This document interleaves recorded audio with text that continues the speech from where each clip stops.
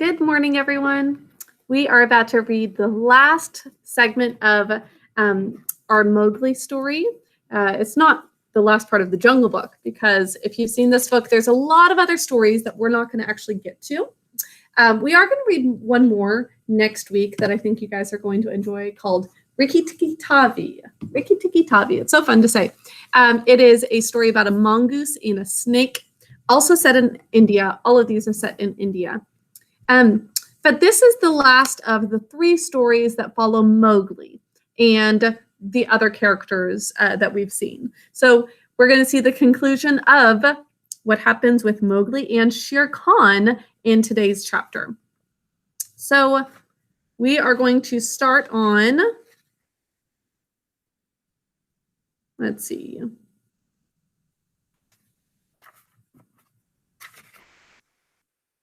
No, it's right here. Yes. Okay.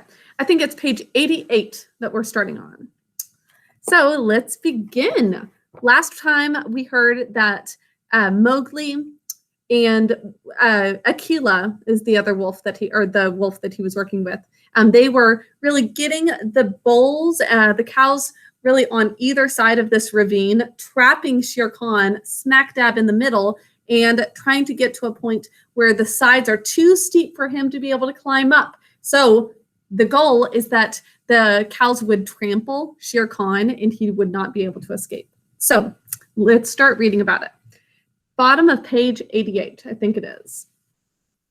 Ha, ha, said Mowgli on his back. Now thou knowest. And the torrent of black horns, actually, I don't remember if we've read, we're going to read at the top of page 88 instead, just because I can't quite remember where we left off. So Mowgli put his hands to his mouth and shouted down the ravine. It was almost like shouting down a tunnel, and the echoes jumped from rock to rock. After a long time, there came back the drawling, sleepy snarl of a full-fed tiger just awakened. Who calls? Said Shere Khan, and a splendid peacock fluttered up out of the ravine, screeching. I, Mowgli, cattle thief. It is time to come to the Council Rock, meaning time for your fur to come with me. Down, hurry them down, Akela. Down, Rama, down. The herd paused for an instant at the edge of the slope, but Akela gave tongue in the full hunting yell, and they pitched over one after the other, just as streamers shoot rapids, the sand and stones spurting up round them. Once started, there was no chance of stopping, and before they were fairly in the bed of the ravine, Rama winded Shere Khan and bellowed. Ha ha, said Mowgli on his back. Now thou knowest. And the torrent of black horns, foaming muzzles, and staring eyes whirled down the ravine like boulders in flood time. So they're pouring in like water during a flood. Both sides of the ravine with Shere Khan trapped in the middle. Now the weaker buffaloes being shouldered out to the sides of the ravine, where they tore through the creepers, like vines and things like that. They knew what the business was before them, the terrible charge of the buffalo herd, against which no tiger can hope to stand.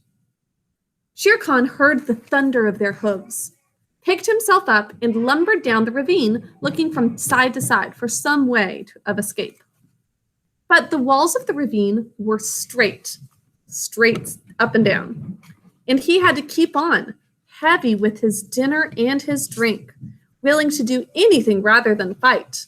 So he's tired, he's sleepy, he's full and heavy because of his big meal. He is not able to, even on a normal day, he wouldn't be able to escape this buffalo herd, but especially not right now. The herd splashed through the pool they had just left, bellowing till the narrow cut rang. Mowgli heard an answering bellow from the foot of the ravine. He saw Shere Khan turn. The tiger knew if the worst came to the worst, it was better to meet the bulls than the cows with their calves.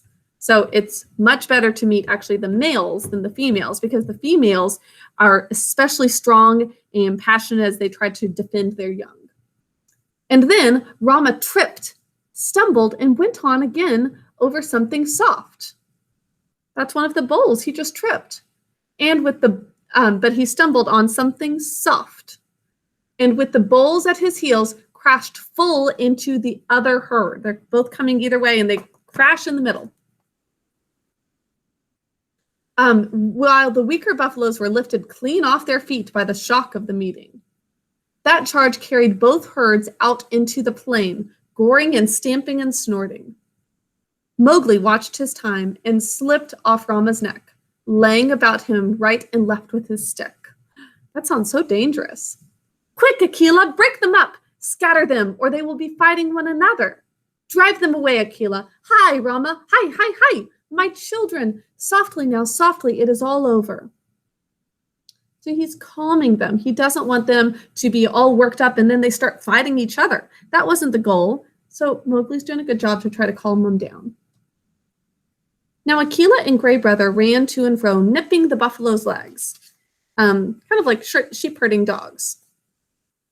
And though the herd wheeled once to charge up the ravine again, Mowgli managed to turn Rama, and the others followed him to the wallows. Shere Khan needed no more trampling. He was dead. And the kites were coming for him already, those birds like vultures. So Shere Khan died. The plan worked to trap him in the ravine. Very smart of Mowgli. Brothers, that was a dog's death, said Mowgli, feeling for the knife he had always carried in a sheath round his neck now that he lived with men. But he would never have shown fight. His hide will look well on the Council Rock. We must get to work swiftly. So he's got to fight off these kites and get his hide to Council Rock. A boy trained among men would never have dreamed of skinning a 10-foot tiger alone, but Mowgli knew better than anyone else how an animal's skin is fitted on and how it can be taken off. But it was hard work, and Mowgli slashed and tore and grunted for an hour, while the wolves lolled out their tongues or came forward and tugged as he ordered them. Now presently, a hand fell on his shoulder, and looking up, he saw Buldeo. Do you remember Buldeo?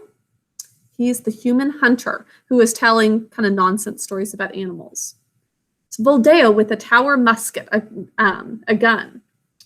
Now, the children had told the village about the buffalo stampede, and Buldeo went out angrily, only too anxious to correct Mowgli for not taking better care of the herd. So he's about to come and say, Mowgli, you're not doing a good job here, even though he kept all of the buffaloes alive and killed the tiger that all of the humans hate and are scared of. The wolves dropped out of sight as soon as they saw the man coming. What is this folly? Said Buldeo angrily. To think that thou canst skin a tiger? Where did the buffaloes kill him? It is the lame tiger too, and there is 100 rupees on his head.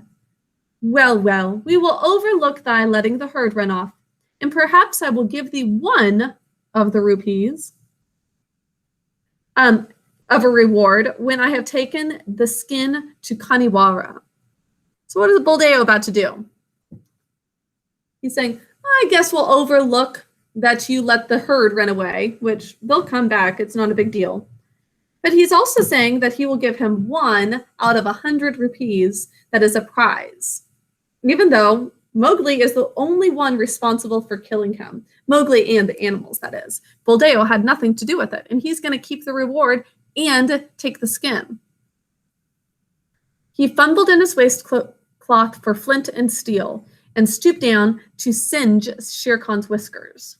Most native hunters singe a tiger's whiskers to prevent the ghost haunting them. So he thinks that there's this ghost of the tiger that would haunt them if you don't singe, like light to fire, just the tips of the whiskers. Said Mowgli. What do you think he's thinking of this?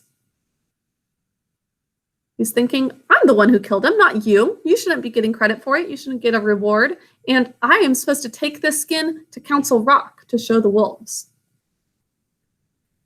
Half to himself he was humming as he ripped back the skin of a forepaw. So thou wilt take the hide to Kaniwara for the reward, and perhaps give me 1 rupee? Now it is my mind that I need the skin for my own use. Old man, take away that fire. What talk is this to the chief hunter of the village? Buldeo asked. Thy luck and the stupidity of thy buffaloes have helped thee to this kill. The tiger had just fed, or he would have gone 20 miles by this time. Thou canst not even skin him properly, little beggar brat. And forsooth, I, Buldeo, must be told not to singe his whiskers. Mowgli, I will not give thee 1 anna of the reward, but only a very big beating. Leave the carcass. So Buldeo wants all reward for himself. He's saying anybody could have done it. It was because of sheer luck and because the bulls were being stupid, the buffaloes. He says anybody could have done it. The tiger was well fed. That's the only reason. Not giving Mowgli any credit at all. And now saying he won't give him any part of the reward. By the bull that bought me, said Mowgli, who is trying to get at the shoulder. Like he's still trying to take off the skin. Must I stay babbling to an old ape all noon? Here, Akela, this man plagues me. So he's speaking now to Akela. Buldeo, who is still stooping over Shere Khan's head, found himself sprawling on the grass with a gray wolf, Akela, standing over him, while Mowgli went on skinning as though he were all alone in India. He's like, okay, whatever, Buldeo. You say your own thing. I'm going to keep doing my business. And he needs to cut off the skin to take to Council Rock. Yes, he said between his teeth, thou art altogether right, Buldeo. Thou wilt never give me 1 anna of the reward. There is an old war between this lame tiger and myself, a very old war, and I have won. Very true. Since he was a baby, Shere Khan has been wanting to kill him. And Mowgli, even though he was much smaller and weaker, he won out in the end. That is a huge victory for Mowgli. Now, to do Buldeo justice, if he had been 10 years younger, he would have taken his chance with Akela had he met the wolf in the woods. But a wolf who obeyed the orders of this boy, who had private wars with man-eating tigers, was not a common animal. He's thinking, what on earth is this situation? Mowgli has a war going on with this tiger, and a wolf is taking orders from him? He thought it was sorcery. He's thinking this is some sort of magic. Magic of the worst kind, in fact.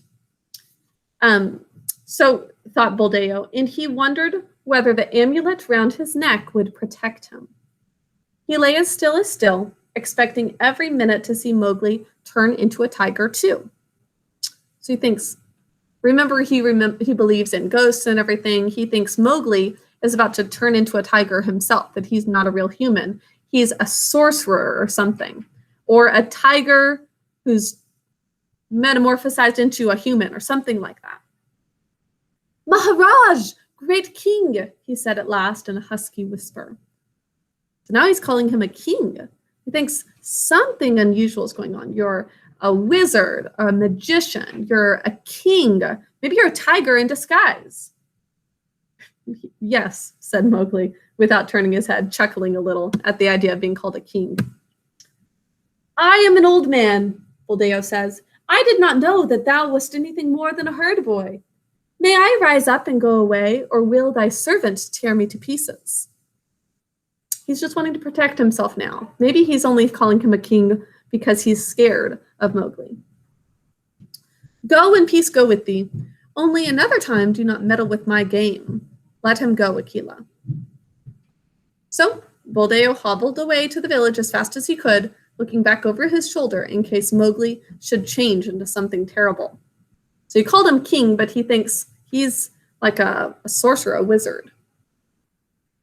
When he got to the village, he told a tale of magic and enchantment and sorcery that made the priest look very grave. So they don't like the idea of dark magic being involved, even though that's not what was happening. Mowgli went on with his work, but it was nearly twilight before he and the wolves had drawn the great gay skin clear of the body. Now we must hide this and take the buffaloes home. Help me to herd them, Akela. The herd rounded up in the misty twilight, and when they got near the village, Mowgli saw lights and heard the conches and bells blowing and banging. Half the village seemed to be waiting for him by the gate. That is because I killed Shere Khan, he said to himself. But a shower of stones whistled about his ears, and the villagers shouted, "Sorcerer, wolf's brat, jungle demon, go away! Get hence quickly, or the priest will turn thee into a wolf again! Shoot, Buldeo, shoot!" The old tower musket went off with a bang, and a young buffalo bellowed in pain.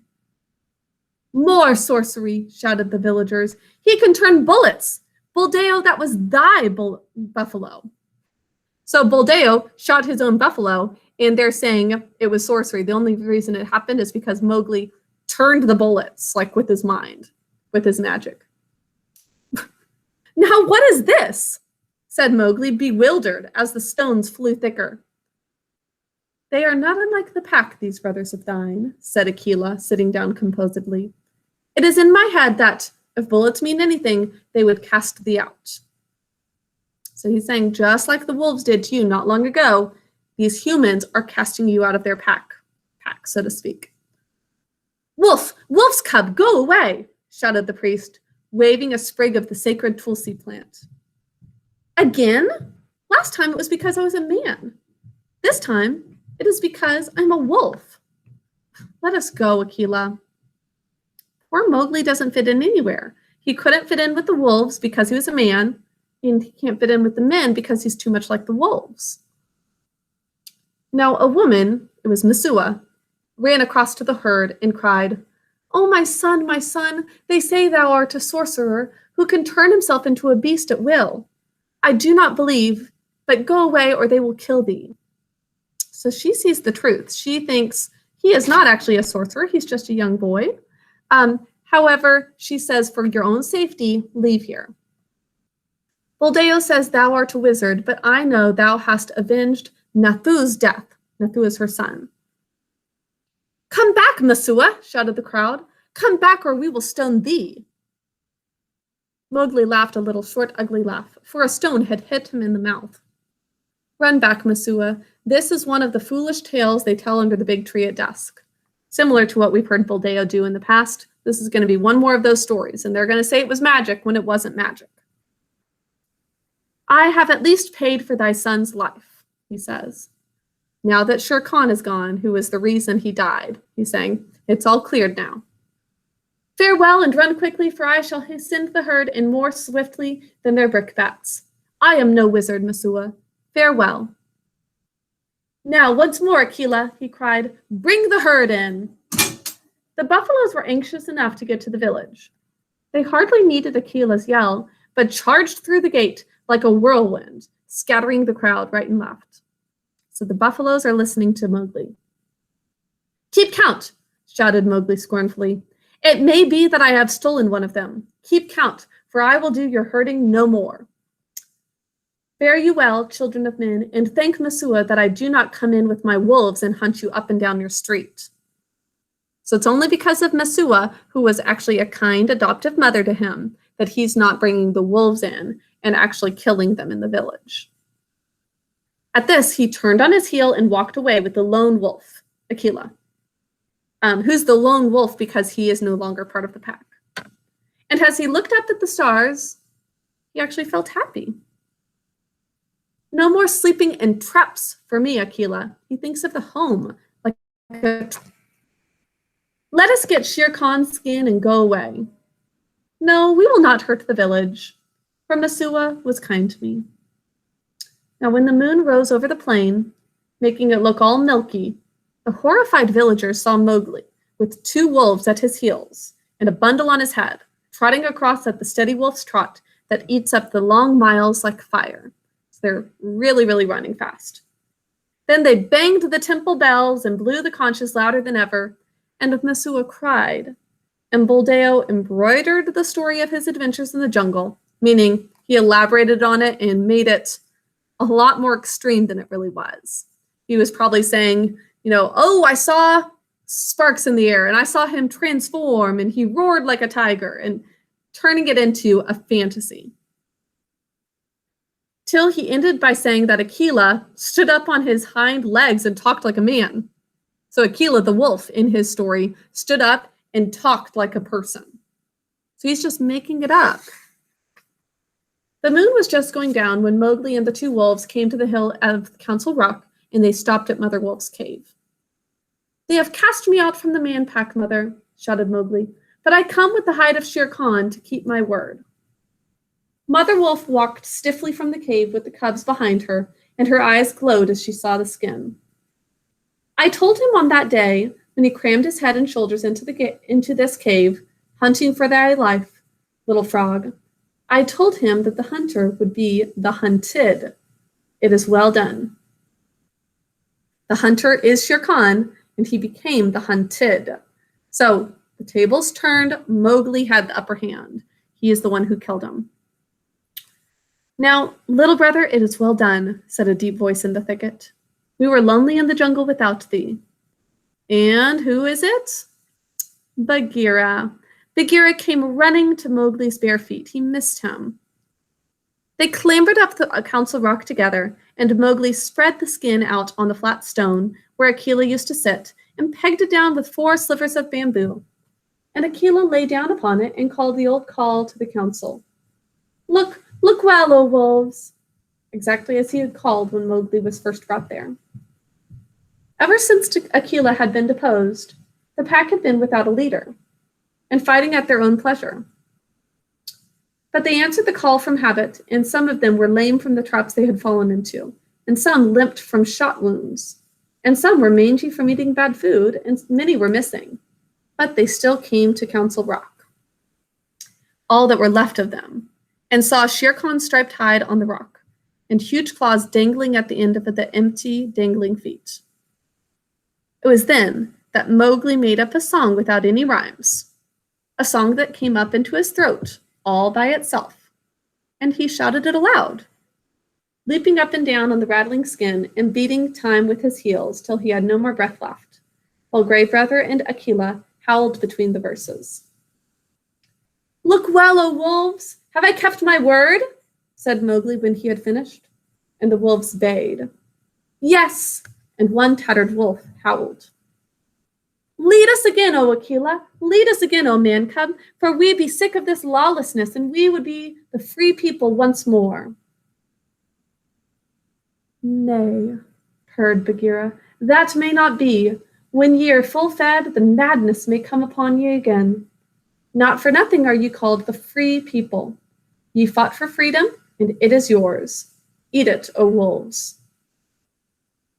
Man pack and wolf pack have cast me out, said Mowgli. Now I will hunt alone in the jungle. So they want a leader again, but Akela is saying that once they're well fed, they're going to turn against Mowgli again. So Mowgli shouldn't be the leader of that pack. And he's also, so he's not really welcome at the man pack or the wolf pack, either one, even though he was true to the wolf pack and brought back Shere Khan. Man pack and wolf pack have cast me out now. I will hunt alone in the jungle, Mowgli says. And we will hunt with thee, said the 4 cubs. So 4 cubs are going to join him. So Mowgli went away and hunted with the 4 cubs in the jungle from that day on. But he was not always alone, because years afterwards, he became a man and married. But that is a story for grown-ups. The end. That's the end of the Mowgli story. What did you guys think? I've got the little song that Mowgli came up with, the song that he sang to the wolves on Council Rock that doesn't rhyme. So I want to go through that with you guys as well before we go. Mowgli's song that he sang at the Council Rock when he danced on Shere Khan's hide. The song of Mowgli. I, Mowgli, am singing. Let the jungle listen to the things I have done. Shere Khan said he would kill. At the gates in the twilight he would kill. Mowgli the frog. He ate and he drank. Drink deep, Shere Khan, for when wilt thou drink again? Sleep and dream of the kill. I am alone on the grazing grounds. Gray Brother, come to me.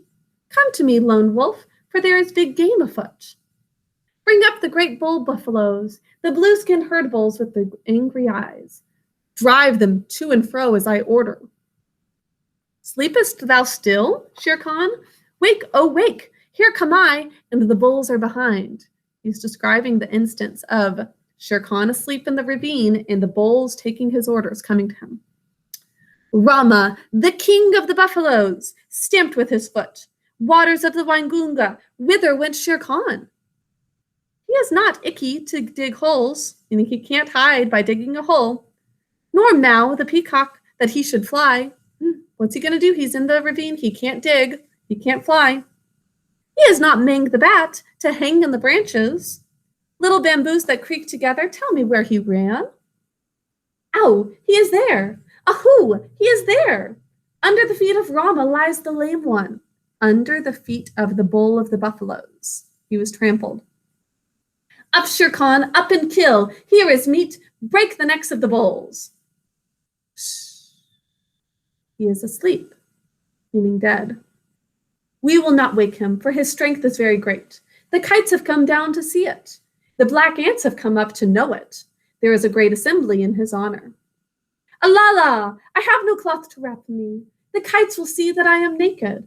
I am ashamed to meet all these people. Lend me thy coat, Shere Khan. Lend me thy gay striped coat, that I may go to the council rock. By the bull that bought me, I have made a promise, a little promise. Only thy coat is lacking before I keep my word. That's the last thing he does to be able to keep his word to the wolves. With the knife that men use, with the knife of the hunter, the man, I will stoop down for my gift. Waters of the Waingunga, bear witness that Shere Khan gives me his coat for the love that he bears me. Pull, great brother, pull. Akela, heavy is the hide of Shere Khan. The man pack are angry. They throw stones and talk child's talk. My mouth is bleeding under the stone. Let us run away. Through the night, through the hot night, run swiftly with me, my brothers. We will leave the lights of the village and go to the low moon. Waters of the Waingunga, the man pack have cast me out. I did them no harm, but they were afraid of me. Why? Wolf pack, ye have cast me out too. The jungle is shut to me and the village gates are shut. Why? As Meng flies between the beasts and the birds, so fly I between the village and the jungle. Why? I dance on the hide of Shere Khan, but my heart is very heavy. My mouth is cut and wounded with the stones from the village, but my heart is very light because I have come back to the jungle. Why? These two things fight together in me as the snakes fight in the spring. The water comes out of my eyes, yet I laugh while it falls. Why? He's crying and happy at the same time as he's caught between two worlds. I am two Mowglis, but the hide of Shere Khan is under my feet. All the jungle knows that I have killed Shere Khan. Look, look well, O wolves. Ahai! My heart is heavy with the things that I do not understand. Beautiful song of his. So it ends happily. You know, he kills Shere Khan. He leads 4 cubs as he hunts, and eventually he gets married to a human woman. But it's difficult for Mowgli to be caught between these two worlds. What are the two worlds that he's caught between? Jungle life, the life of the wolves, and human life, the human village. And he's forever caught between them. So he's not completely human, not completely animal. He's somewhere in between. So his life continues to be that struggle. Very interesting. Okay. Well, I hope you guys have enjoyed this. I've loved reading this with you guys. We will read once again another story from this book called Rikki Tikki Tavi next week, but this is the last one of the Mowgli stories. I will talk to you all later. Have a wonderful day. Bye.